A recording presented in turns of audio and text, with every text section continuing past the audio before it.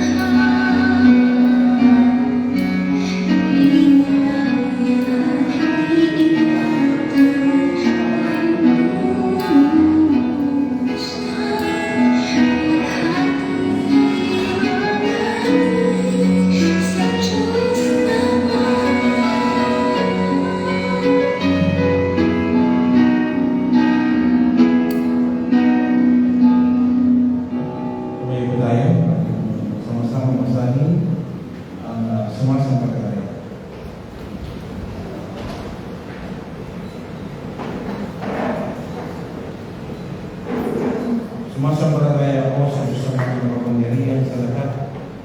Lumalakad na langit at lupa, Kristo ang bugtong na anak niya, ating Panginoon.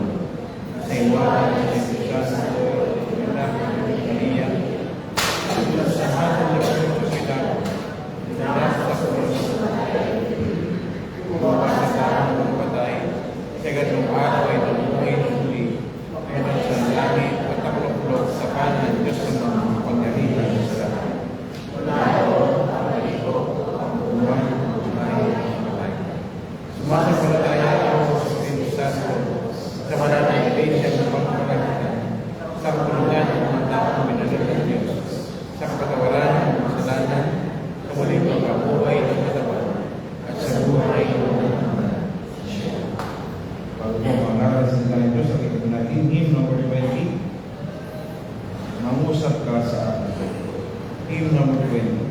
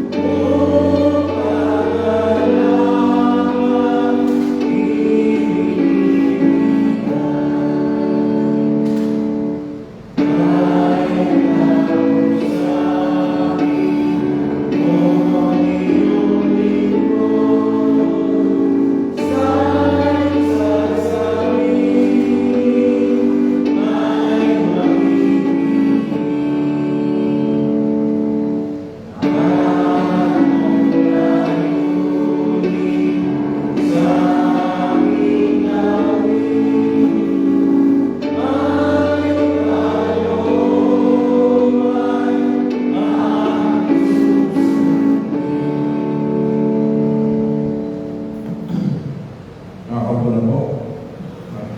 Sa sa inyo ang pagpatuloy ng bilang 22. Ano na po ay 1 to 20, ito po ay 21.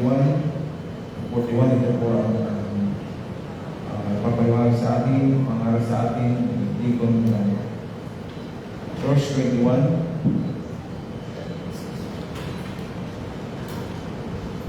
Kinaumagahan si Balaam ay bumangon at inihanda ang kakahandatan ng asno at sumama sa mga pinuno ng Moab. Ngunit ang galit ng Diyos ay nag-alag sapagkat siya'y pumunta. Ang anghel ng Panginoon ay tumayo sa daan bilang kalaban niya.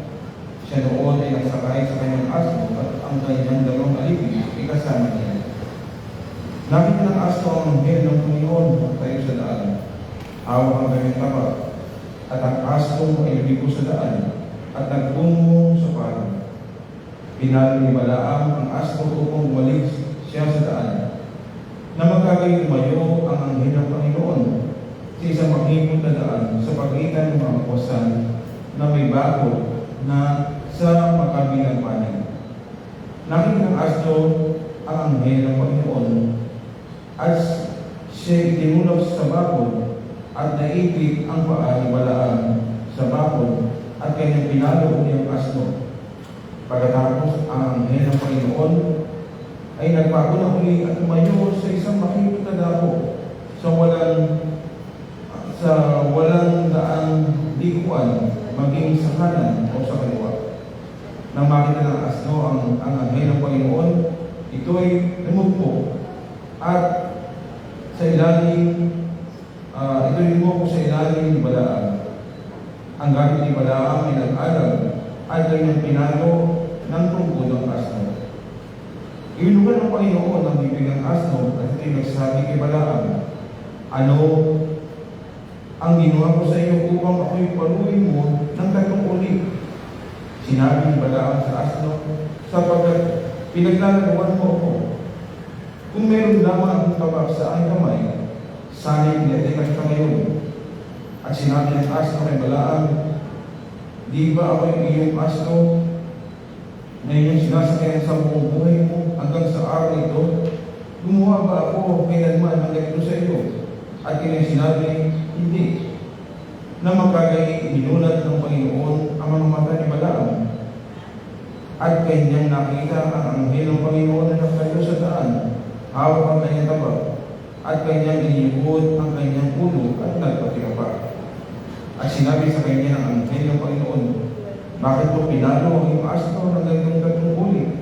Narito, ako'y naparito bilang kalaban, sapagkat ang iyong lakad ay masama sa harap ko. Nakita ko ng asno at tumingin sa harap ko ng tatlong uli. Kung hindi, kundi siya tumingin sa akin, napatay na sana kita ngayon, at hinayaan itong mabuhay.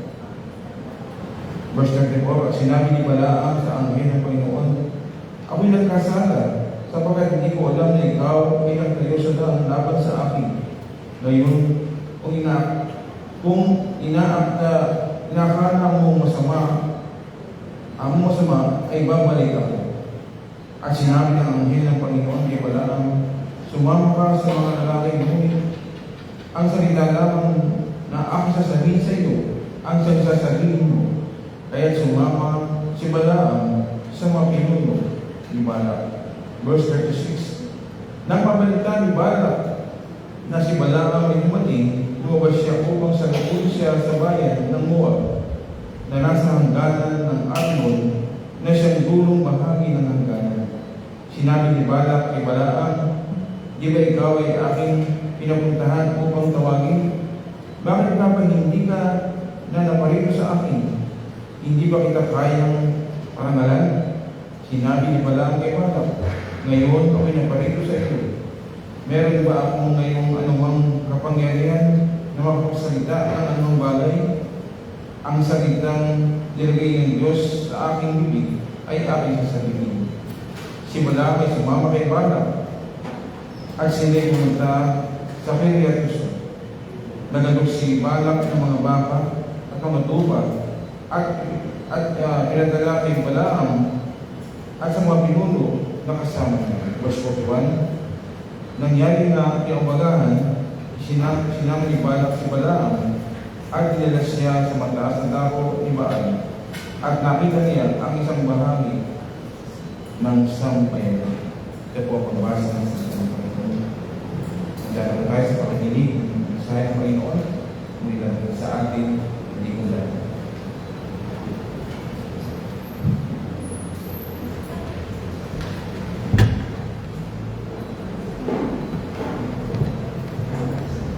Thank you, magandang hapon po sa inyong lahat. Tayo po ay magpapatuloy sa inyong pangangaral ng salita ng Diyos at bilang akap o pagsasama rin lamang po o pagsusubo ng ating mga napag-aralan ngayong umaga. Ang mensahe po, yung una natin ay ako lamang. Una, we cannot change God's mind. Hindi natin maaaring pag-uwi ng pag-isip ng Diyos. Ikalawa, God's warning to Balaam is God's warning to us. Ang babala ng Diyos kay Balaam ay isa siya rin babala ng Diyos sa atin. And ikatlo, if God allow us to do it, we must do it in God's term. Ang ating pong pagpunitaya po tayo ng Diyos na gawin isang bagay, ito po ay dapat natin gawin sa pamamaraan o sa nais ng Diyos natin gawin. Alam niyo ba na ngayong March 22, ang United Nations ay nag-declare na dapat ang March 22 ay clean water awareness. Ibig sabihin, dapat ipabatid natin sa buong mundo na ang bawat tao, ang bawat mamamayan ay dapat na may libre access o may libre karapatan na para makainom ng malinis na tubig. Ang bawat isa ay mayroong karapatan na gumamit ng malinis na tubig upang ang mga sakit na dala ng maruming tubig ay mabawasan o matanggal. At ito isang awareness o pinapakita sa atin na ang bawat tao ay kailangan niya ang malinis na tubig para sa kanyang kabubuhay. So the awareness, yung pagpapaalala, pagpapaalam na sinasabi ng United Nations ay ganito din po ang sinasabi sa atin ng teksto na ating binasa. The passage ulit ay tinuturuan tayo, pinapaalala sa atin, be aware na ang mga ginawa ni Balaam ng mali ay hindi ko nasulat para gayahin.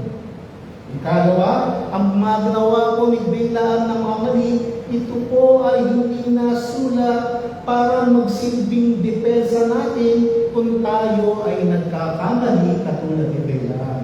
At ang panghuli, ang mga nangyari po o mga kasalanan na gawa ni Balaam, ito ay nasulat upang ating iwasan at hindi upang maging encouragement o maging pattern ng ating pamumuhay bilang mga mananampalataya. So anong mensahe na pinapakita sa atin ng teksto na ito?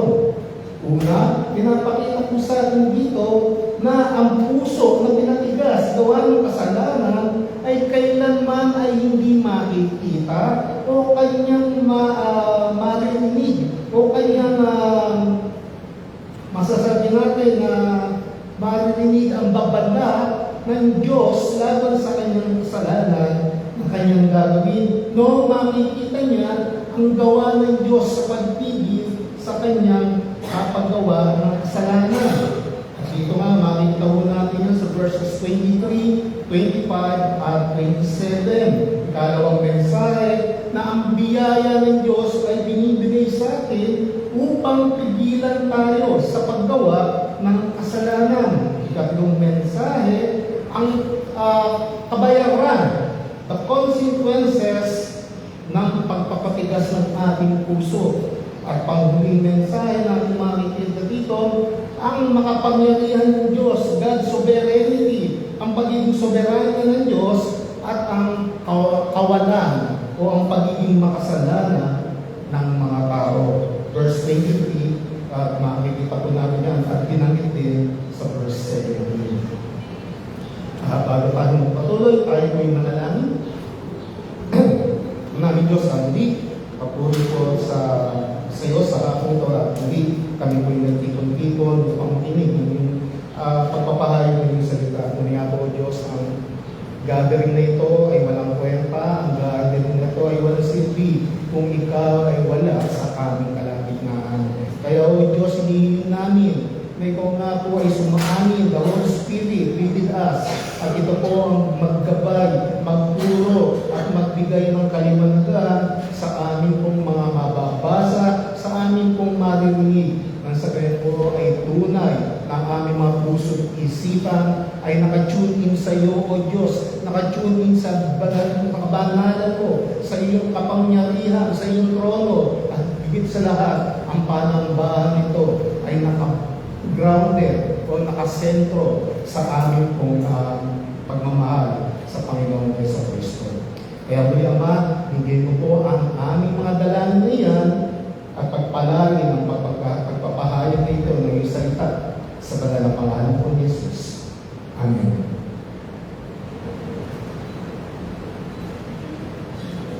Dito po sa numbers, sa mabilang na dalawa, dito nakita natin ang record.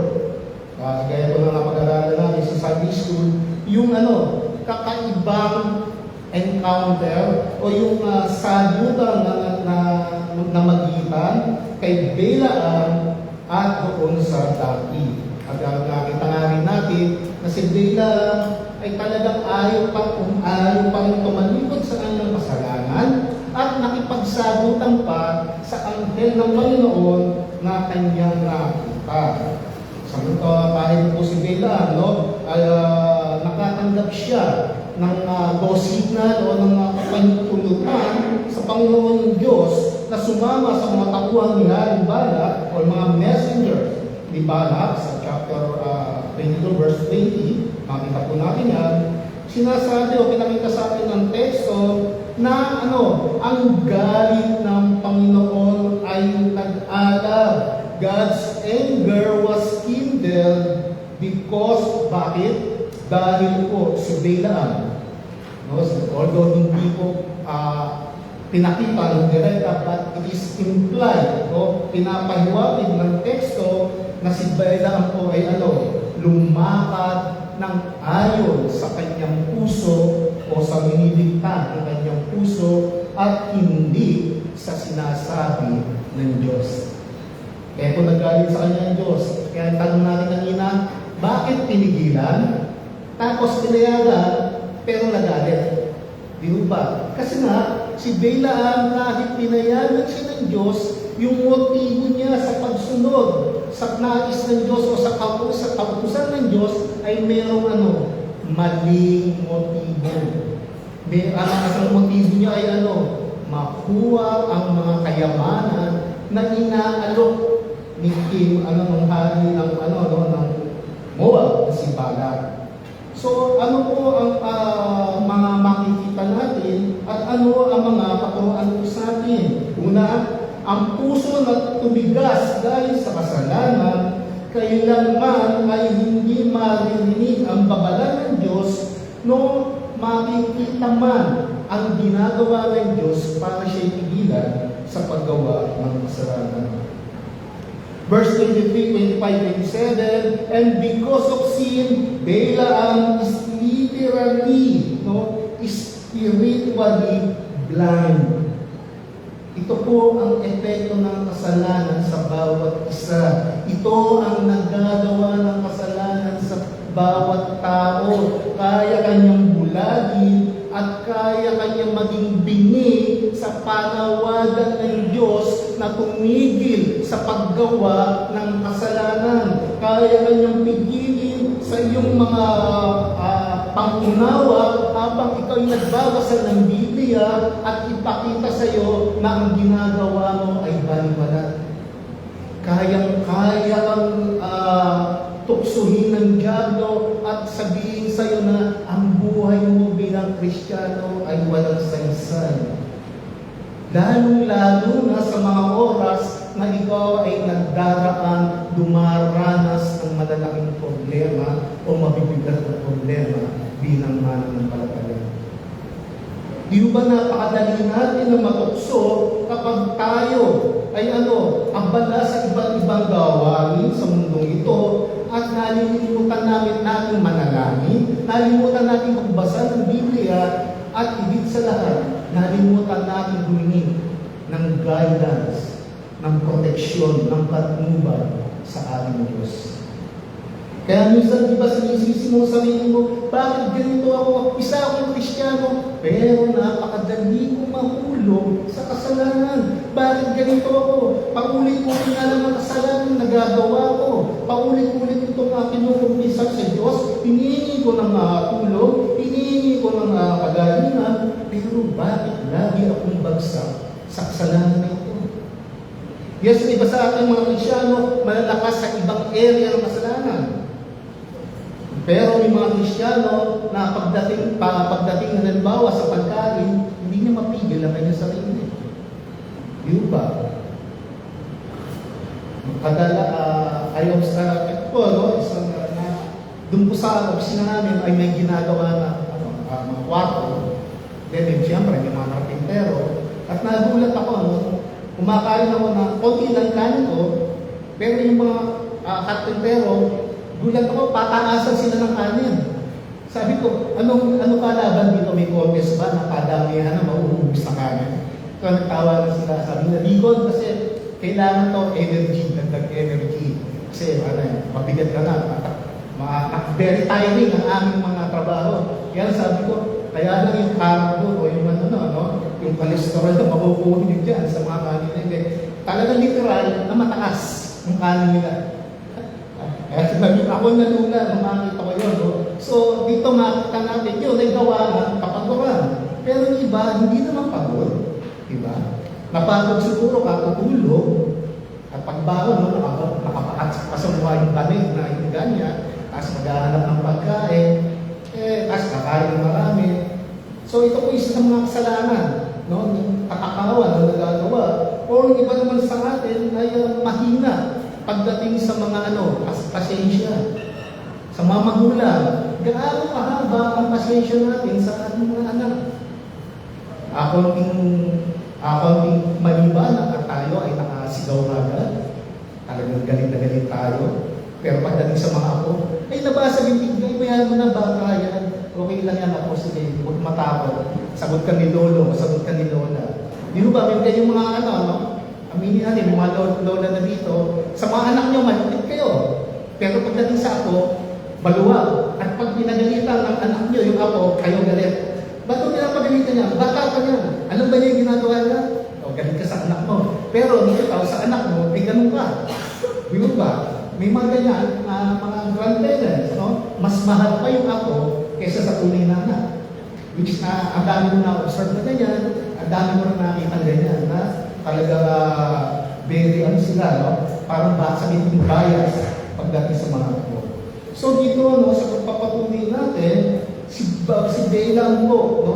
Siya'y bulag sa kasalanan, bulag dahil sa kanyang mga obedience sa kanyang puso, pero si Balaam rin, gawa ng kabulagan ng kanyang kasalanan o dulot ng kasalanan, hindi niya nakita ang anghel ng Panginoon. Dito po nakita natin na yung asno ay nakita ang hindi nakita ni Balaam. At ang dapat, no, the one who is supposed to have spiritual vision, yung isang tao na dapat siya nakakakita ng mga spiritual na bagay, nung pala, it turns out na siya pala ay spiritually blind. Bulag siya sa pagdating sa spiritual na bagay. At ganito po ang kalagayan ng mga tao na hanggang ngayon ay hindi pang nagsisipagsuko ng kanilang buhay kay Kristo. Sa aming pong mga tagapakinig o sa aming mga, kung meron man ako ditong kinakausap, na hanggang ngayon ay hindi pa nagsusuko ng buhay kay Kristo, kapatid o kaibigan, katulad ni Balaam, kung ikaw ay patuloy na namumuhay sa iyong kasalanan, ang iyong espiritu ay patay at ito ay bulag. You are spiritually blind, katulad ni Balaam, at nangangailangan ka ng biyaya ng Diyos upang mabuksan ang kabulagan na ito, upang mapawi ang kabulagan na ito na tinuturo o sinasabi sa atin. Karamihan po sa atin, may mga tao talaga na kung kukumpara kay Balaam, lagi po natin nakikita ang kanilang mga maling naturan. Sinasabi nila na mabait naman ng Diyos. Yes, hindi niya ako basta-basta paparusahan. Yes, mabait ang Diyos, pero isang katotohanan ang hindi mo matatakasan. Galit ang Diyos sa taong makasalanan. At ang isang taong makasalanan, hindi niya siguro nalalaman na siya ay namumuhay sa ilalim ng poot ng Diyos. You are living under the judgment of God because of your sins. Unless you repent, saka lamang po matatanggal ang patulan nito. At dito po makikita natin na ang biyaya ng Diyos, kalawang mensahe natin, God's restraining grace laban sa mga kasalanan. Pinipigilan tayo ng Diyos para labanan ang mga tukso, mga kasalanan. Verse 35 to 38, mababasa po natin yan. Dito po makita natin si Balaam, pinayagan ng Diyos, ngunit ang kanyang galit, nagningas, nag-burn, o nagsiklab. Bakit? Dahil po si Balaam ay humayo o lumakad nang hindi ayon sa pinag-uutos ng Diyos. Pagkus, siya ay lumakad, siya ay humayo. Siya ay pumunta sa bansang Moab dahil sa sarili niyang motibo. Dahil sa mali niyang motibo. At later po, yung mga verses na nakita natin na pino-confirm na ang motibo talaga ni Balaam. Bakit niya gusto pumunta sa Moab ay gawa ng kasakiman. Siya ay nag-iimbot sa kayamanan na ino-offer ng kanyang diwa. So dito ba makita natin ang God's restraining, pinipigilan ng Diyos si Balaam na mag-proceed, na pumunta sa bansang Moab sa pamamagitan ng kanyang anghel na tumayo sa daanan. Ito makikita po natin na ang Diyos pinipigilan si Balaam na pumunta sa bansang Moab sa pamamagitan ng pagbubukas ng mata ng donkey o ng asno. Pero dito pa makikita natin mga kapatid, ng isang tao na bulag sa kasalanan, wala pong makakapagbukas ng kanyang mga mata maliban lamang sa ating Panginoon Jesucristo. Si Kristo lamang po ang makakapagbukas ng isang matang bulag dahil sa kasalanan. At walang sino mang makakagawa niyan. Only God can do it. Only the Lord Jesus Christ can do it.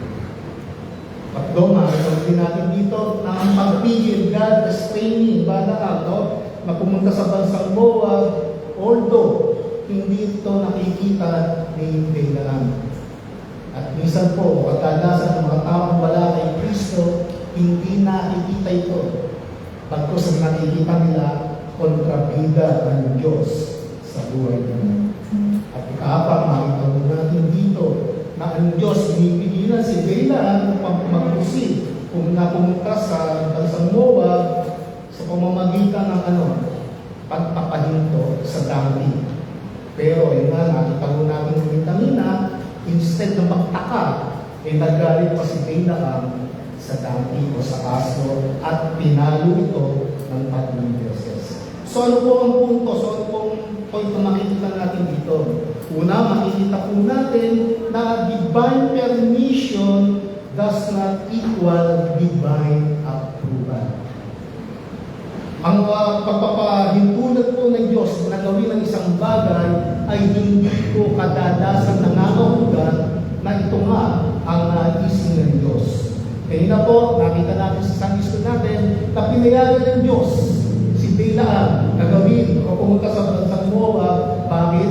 Dahil hindi mo nakita ni Balaam na ang pagpayag ng Diyos na pumunta sa Moab ay simula na ng kanyang downfall o ng pagbagsak na sa judgment of God against Balaam.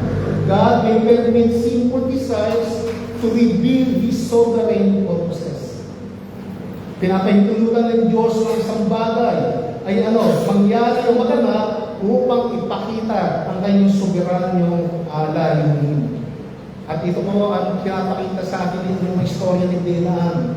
Si Balaam hindi niya nakita na ang pagpunta niya pala sa Moab, yun na ang simula ng judgment ng Diyos sa kanyang kasalanan. Katlo, nakita po natin na ang si Balaam po, yung outward obedience niya is hiding inward rebellion. Very obvious po sa mga text. No, sabi niya, kung papayagan ako ng Diyos, kung anong sasabihin niya, kung ano ang ipapagawa niya, bakit di niya sabihin, kung gusto ng Diyos, bakit ba bawang pa kayo? Instead na sabihin niya sa mga representative ng Moab na ito ang sinasabi ng Diyos, wala akong pwedeng baguhin. Instead sabi ng Diyos, kung ano lang ang sasabihin niya, yun ang gagawin ko. So dito makita po natin, Balaam is really not considering the Lord of hosts, the Lord of creation as God. He is treating Jehovah, our Yahweh, our God, just a mere small God. Maliit na Diyos lang to na kaya kong imangitulan. Pero nagkamali po si Balaam sa bagay na yun. At ito po ang tinutukoy ng ating pong ikatlong mensahe. The consequences of hardening our heart, ang kabayaran ng pagpapatigas natin sa ating mga puso. Sa Old Testament, Exodus, if you remember, o nabasa nila, sino raw yung isang hari na patuloy niyang pinatitigas ang kanyang puso, ibig sabihin, ayaw niyang paniwalaan ang makapangyarihang pagpapakita ng Diyos ng kanyang kakayanan. Instead, pinapatigas niya ang kanyang puso. Diba? Sino yung hari nito? Si Pharaoh. No? Ayaw ng paniwalaan na totoo yung ginagawa ni Moses kahit na sa harapan niya mismo ay nangyayari ang mga kabalahan na yun. And this is what Balaam is doing. Balaam's greed hardened his heart. So mga Christian, fellow believers, be aware. If greed is sinking in your heart, repent. Dahil ang kasalanan na ito ay pwedeng magdala sa iyo sa kapahamakan. Be aware sa mga kasalanan na unti-unting chine-cherish, unti-unting pinapahalagahan, unti-unting binibigyan mo ng importansya na hindi mo alam, ay unti-unti ka rin inilalayo sa pagmamahal ng ating Panginoon Jesus. Mag-ingat. Balaam's greed, no, pinakita dito sa 2 Peter chapter 2 verse 15 at sa chapter 2 16 to 15. Sabi dito verse 15 to 16. Dito sa 2 Peter 2 15-16. At babasahin ko po ito sa Filipino Standard Version, Tagalog. Iniwan nila ang tamang daan at sila ay naligaw na sundan nila ang daan ni Balaam na anak ni Besor. Inibig ni Balaam ang kabayaran sa paggawa ng kalikuan. Ngunit sinaway siya dahil sa kanyang kasalanan. Ang sampiping asno ay nagsalita sa pamamagitan ng tinig ng tao at pinigilan ang kabaliwan ng propeta. 2 Peter chapter 2 verses 15-16. So dito makita ho natin na si Pedro, sinasabi niya ang kabaliwan raw, the foolishness of Balaam. Yung sa masasabi natin na kawalang alam, kabobohan ni Balaam na ang Diyos na mismo ang gumagawa ng paraan upang pigilan siya magkasala, and yet because he hardened his heart, nag-fail siya, nabigo siya na makita na ang Diyos ay nagsasalita sa kanya at pinipigilan siya sa paggawa ng kasalanan. And this is also a challenge to us, everyone. Again, for believers, I beseech you, iwasan ang ganitong kamalian. If God is talking to you, kung ang Diyos ay nagsasalita sa iyo at pinipigilan kang gumawa ng mali, makinig ka, sumunod ka. Don't be like Balaam unless you will be in God's judgment. Be aware. A hardened heart because of sin. Ito po yung nagpapakita na katulad ng Balaam. Pinatigas niya ang kanyang puso. At nagmukha siyang tanga sa harapan ng isang asno. Si Balaam po, dahil pinatigas niya ang kanyang puso, gawa ng kanyang kasalanan, ay naging hostile siya sa salita ng Diyos. Nilabanan niya ang salita ng Diyos. Imagine, sabihan mo ang angel of the Lord, kung mali pa rin ginagawa ko, hindi na ako tutuloy. Hindi sasabihin niya, nagmasala po ako at takawarin ako at hindi ko natutuloy itong aking masamang gawain. Hindi. Sa halip sabi niya, kung mali, if my doing is wrong, sabi niya, kung if my motive is not according to your will, dapat mo ba sabihin sa isang angel of the Lord ang bagay nito? Na tila ba, wala kang kasalanan. So isa rin po itong babala sa atin, nagsalita ng Diyos sa atin, dapat tayong makinig. Otherwise, magiging kalaban o lalabanan natin at hindi natin papaniwalaan ang mga nakasulat sa salita ng Diyos. A hardened heart because of sin shows no submission to the authority of Christ. Ang isang puso na pinatigas o tumigas dahil sa kasalanan, ito kailanman ay hindi magpapasako sa kapangyarihan ng ating Panginoong sa Kristo. Lalabanan mo, lalaban ka. Bakit? Dahil hindi mo nakikilala ang kapangyarihan o yung karapatan ni Kristo. A hardened heart because of sin cannot submit to God apart from regeneration. Ang isang tao o isang puso na tumigas, kailanman ay hindi magpapasako sa kapangyarihan ng Diyos, maliban na kung siya ay ipapanganak ng muli. Only regeneration or being born again can help you to escape that foolishness in your heart. Maliban lamang na iligtas ka ni Kristo, hindi ka makakaakas o makakaalis sa pagiging bulag sa kasalanan. Only through the mercy of God that we can submit to His will.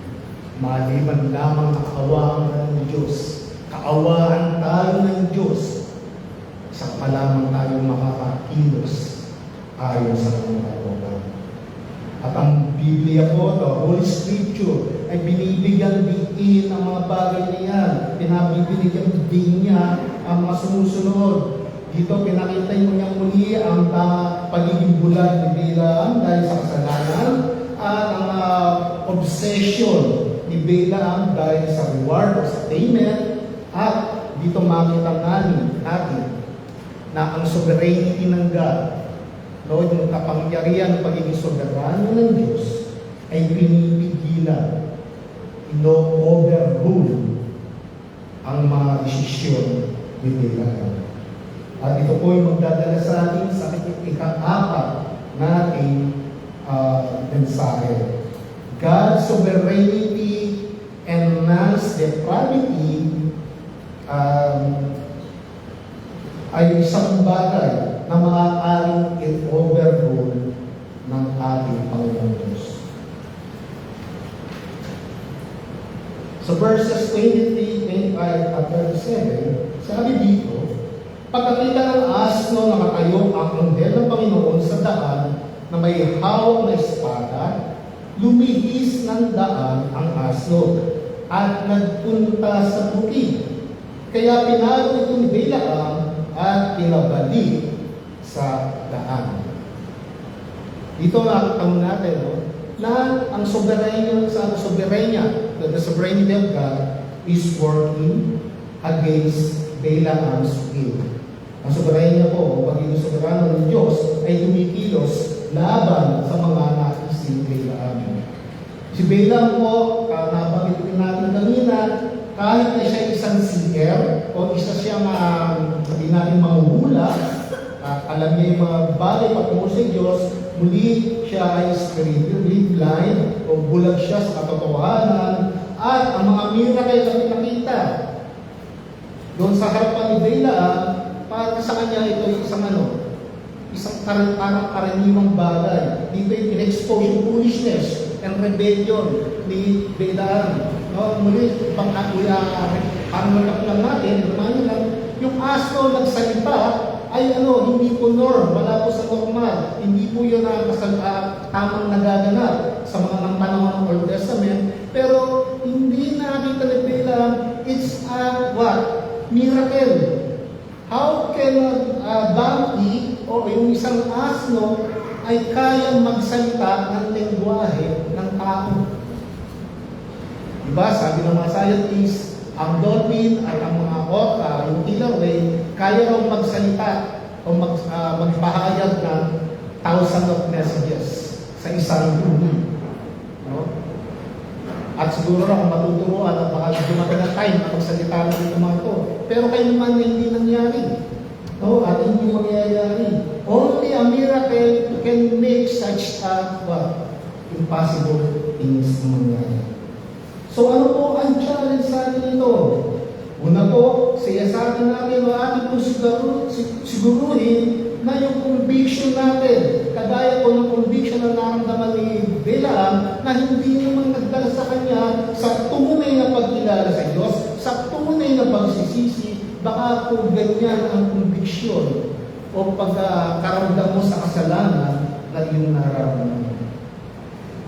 Conviction will not always lead to conversion.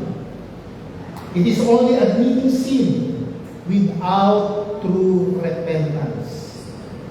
Yes, inamin mo makasalanan ka, pero walang repentance is only admission. Parang isang bata na huli ko na nagsisinungaling. Ano sasabihin ng bata? Sorry po. Pero, nagsisisi ba talaga siya sa pagsisinungaling niya? Hindi. Bakit? Dahil talaga nagsisisi siya, ano sasabihin ng bata? Hindi ko na po uulitin. Pero si Bailaan, hindi ganun naman yung sinabi, hindi ganyan naman yung ginawa. Kalawang challenge sa akin ito, hamon sa akin ito, siguraduhin po natin ang ating mga religious experience will lead to your salvation from sin. A mere religion experience is not saving faith. Ang pagkakatuklas mo ng isang bagong religion, hindi ito magliligtas sa iyo. Ang pagkakatuklas mo ng isang religion, o pagsama sa isang religion, hindi mo ito ang daan sa tunay na kaligtasan. Ang tunay na daan sa kaligtasan ay ang pagsisisi, repentance, and acknowledge that Jesus Christ is your Lord and Savior. Yan po ang tunay na daan tungo sa kaligtasan. Ito po muli sa panghamon sa atin, tandaan natin ang mga katotohanan na ating narinig, ang ating mga nababasa, yung mga narinig natin sa mga nakalipas na tagapagsalita sa harapan ng pulpit na ito, na sa pulpit na ito na kanilang sinasabi ang mga katotohanan tungkol kay Kristo, tungkol sa pagsisisi, tungkol sa judgment ng God na naghihintay, at tungkol sa kaligtasan na ino-offer ni Jesus. It is only a knowledge but no true relationship with Christ if you say you are a sinner but no repentance. Para naman yung pagsasabi na, sige, pasalanan ako, so what? So ano po ang application nito sa atin? Una, beware, mag-ingat na ang paglilingkod sa Diyos dahil umaasa ka ng isang reward o ng isang gantimpala dahil pinagdilingkuran mo si Kristo, ito po ay hindi isang tunay na paglilingkod. Ang tunay na paglilingkod po kay Kristo ay ang paglilingkod na nakabase, nakasentro sa kadahilanang you love Christ. That's the reason why you are serving Him. Kagaya po ng isang kapatiran na kausap ko kanina, ay po, tutuwa po ako sa inyong edad, sa inyong kalagayan, ay patuloy ka naglilingkod kay Kristo. Sabi niya, she loves Christ. At kahit anong mangyari, hindi siya titigil sa paglilingkod at sa pagsunod kay Kristo. And that's, yan po dapat ang motivation natin sa paglilingkod kay Kristo. We love Christ. That's the reason bakit tayo naglilingkod sa Kanya. Ating kung siya sa atin ang ating mga motibo sa paglilingkod kay Kristo. Will you serve Him because you love Him or because you're seeking material blessings? Sasabihin mo, ay aaten ako ng isang linggo na worship service namin, walang palya. Sagutin lamang ng Diyos ang aking kahilingan. I remember, sa Catholic pa ako, lagi ko pong nabubuo ang simbang gabi. Kasi, di ba sabi na pag nabuo mo yan, may pagpapala ka, may blessing ka. Ewan ko po, paano nakuha ko para wala naman. Nagasasan pa ako, dahil pili ako ng pili ng bibingka, tutubugong, pagkatapos na. Pero kung ganun po ang ating motibo, well, i-correct po natin. Examine our motives in serving our Lord Jesus Christ. Ikatlong application para sa atin, pray for spiritual insight sa mga salita ng Diyos. Pray that God may open our eyes so that our eyes I can see o makita natin ano ang layunin, ano ang naisin ng Diyos na para sa atin at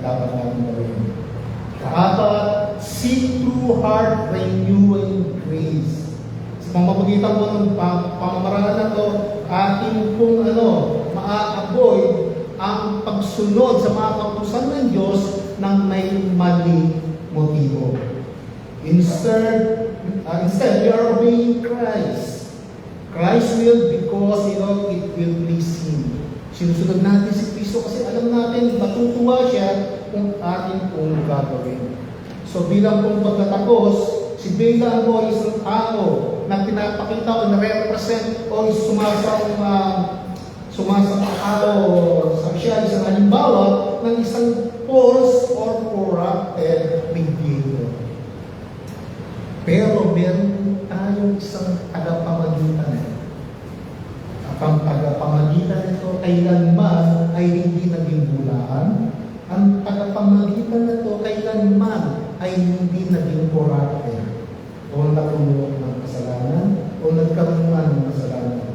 At ang mediator na yan ay ang tunay na propeta at tapat na propeta. At siya ay ang ating Panginoon Jesucristo. Si Jesus ang dakila at perpektong propeta na hindi mo kayang suhulan, baligtarin man ang kanyang desisyon. Si Balaam ay isang uri ng siyer na manghuhula na pwedeng suhulan o baligtarin ang kanyang kaisipan. Ngunit ang Panginoong Jesucristo kailanman ay hindi natin kayang baligtarin ang kanyang kaisipan. Jesus is the greater and perfect prophet na nagsasalita on behalf of the Father at sa kautusan ng Diyos Ama. John chapter 12 verse 49. John chapter 12 verse 49. And again, I will be reading on the Philippine Standard Version. Sapagkat ako'y hindi nagsasalita na mula sa aking sarili, kundi ang Ama na nasa akin ay nagsugo. Siyang nagbigay sa akin ng utos kung ano ang dapat kong sabihin at kung ano ang dapat kong sabihin. Jesus is the greater and perfect prophet who fully obeys God's will. Ang Panginoong Jesucristo ay siya ay kontra o kabaligtaran ni Balaam. Kung saan ang Panginoong Jesucristo ang kanyang obedience sa kanyang pagsunod ay tinanggap ng Diyos ang pagsunod at ang motibo ni Balaam na punong-puno ng kasalanan ay nireject ni God. So again mga kapatid, check our motive. Sisabi natin sarili. Are we serving God because of some rewards that we want to gain or to get or to receive? Or we are serving our Lord Jesus Christ because o dahil ay naglilingkod sa Kanya, dahil siya'y mahal natin, at ang Panginoong Jesucristo lamang ang siyang aming daan tungo sa buhay na walang hanggan. Saan ako nandun? Sinasabi natin ang ating puso. Ano ang dahilan natin? Bakit tayo naglilingkod sa Panginoong Jesucristo? Tayo rin manalangin. Tuloy nga po, O Diyos, na sa aming paglilingkod sa iyo, maaaring kami ay nakakagawa ng mga maling motibo, mga maling intensyon, mga maling kaisipan, na kung kami ay gagawa ng mga bagay na makakatuwa sa iyo, ay ibibigay mo ang mga pagpapalang nais namin. Ngunit hindi po ito ang nais mo na ituro sa amin. Pagkos o Diyos, tinuturuan mo kami na paglingkuran ka, sundin ka, dahil sa mga katotohanan na maliwanag sa salita na ang pagsunod sa iyo, ang motibo po namin dapat ay dahil mahal ka namin at itong mga bagay na ito ay siyang ayon sa iyong salita at ayon sa iyong kalooban. Gawa nga po, O Diyos, sa patuloy na pamumuhay namin bilang mga mananampalataya, ay amin kong lagi nakikita, lagi namin sinisiyasat ang aming mga sarili kung kami nalalayo, kung kami, O Diyos, ay gumagawa o kumikilos nang wala sa kalooban mo. Ituwid mo kami, O Diyos, turuan mo kami, disiplinahin kami kung kinakailangan, dahil sa aming mga maling motibo. Lord, do not let us be like Balaam. Instead, O Lord, dalangin namin, kami po ay hubugin mo, katulad po ng pagkatapos o katulad ng pamumuhay ng aming Panginoon sa Kristo. Kaya mo po kami, O Diyos, na sa biyaya mo ay mapapambuhay ng may kabanalan. At ito nga po, O Diyos, ay dalangin namin sa banal na pangalan po ng aming Panginoon sa Kristo. Amen.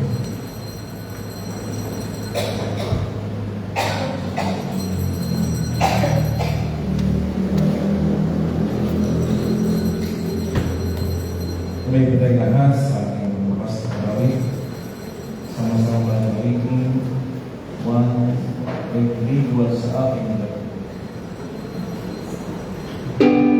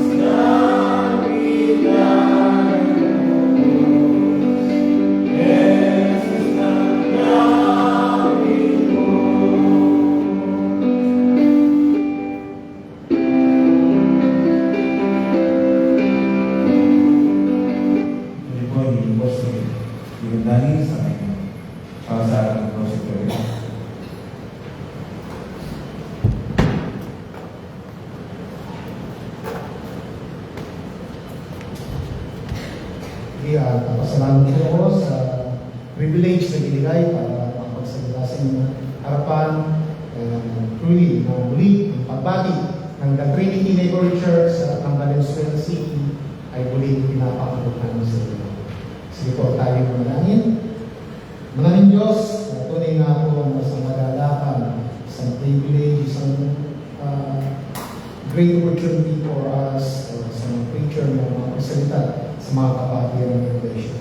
Kaya papasalamat kami na ginamit mo kami upang tunan na makaparating ang aming puno o yung mga exposition ng salita para sa Iglesia na ito. Kung nga po Diyos magpala sa kanila, tunay nga po Diyos sa mga darating pang araw, ang paglago at mas malalim pang pagkakilala sa iyo ay kanilang tunay na makuha, maibigay sa kanila sa pamamagitan ng mga sarili nilang pag-aaral ng salita, sa pamamagitan ng mga pangkinig na yan ng iba't ibang na tunay nga po ng mga biblical circles na pinapahaya ng mga kilalang Evangel. Hindi ang mga dalang namin, kailangan ko ang iyong spiritual blessings, ang patnubay mo, your guidance, your protection on this church to its members o Lord, at ibigay ito sa kanya at tunay na po na patuloy silang lumago sa kanilang pananampalataya. Muli Ama, ang bawat isa ay umayo sa lugar na ito na may pagpupuri, pasasalamat at tunay na po na na-bless o napagpala sa kanilang mga narinig. At ang mga pagpapala na ito ay kailan na rin ibahagi sa kanilang mga mahal sa buhay na hanggang ngayon ay maaari wala pa sa tunay na pananampalataya sa iyo o pagsuko ng kanilang mga kasalanan. Sa kanilang mga kaibigan na maaari patuloy na namumuhay sa kanilang mga kasalanan at ibahagi ito Ama sa kanilang mga kakilala na alam nila na nangangailangan din ng kaligtasan na magmumula sa iyo. Muli Ama, yan po ang aming mga sabot dalangin sa banal na pangalan ko ni Jesus. Amen.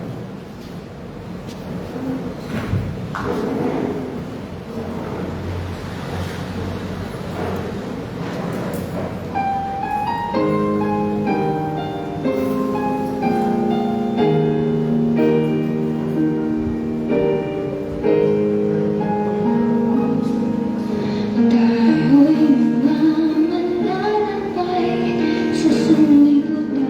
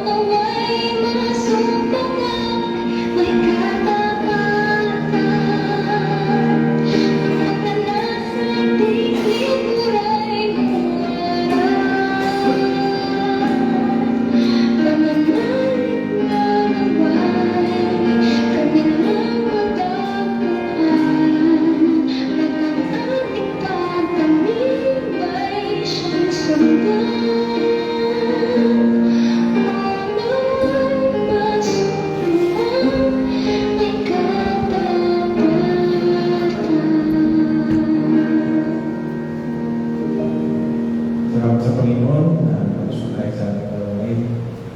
Pagiging natin si Timon Dami